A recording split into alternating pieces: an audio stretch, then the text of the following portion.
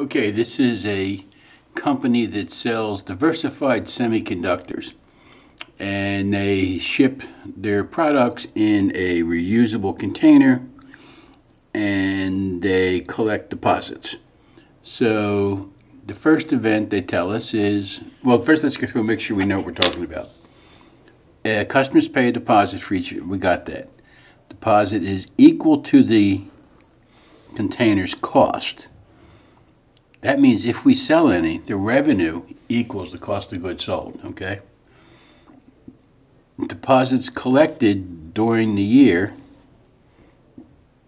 were $866. At the beginning of the year, we had $537,000.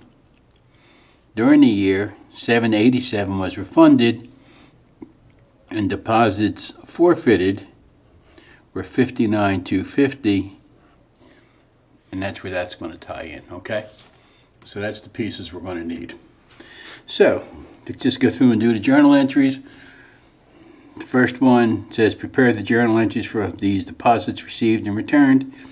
Well, we received cash of $866,000. Credit the liability account refundable deposits. During the year, 787,000 of these were returned, and we sent out $787,000 worth of cash. During the year, the right to return on $59,250 worth of these expired.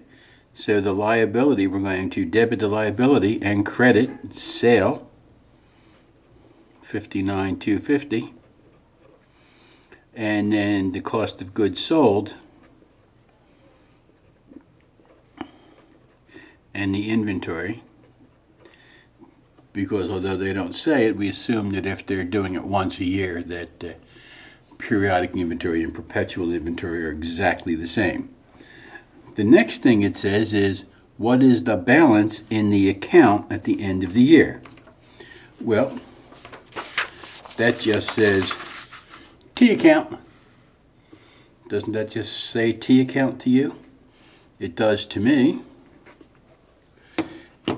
And when you put in the gazintas and the gazaltas, and you have to make sure you put them in on the right side, because this is a liability, so they carry a credit balance. And when you reduce it, it's with a debit. When you're all done, this balances out to $556,750 credit balance in the liabilities account.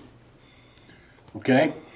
So just basic, how do you handle a liability, and how do you handle it once the liability, the right to return, expires? On gift cards, this would be referred to as breakage.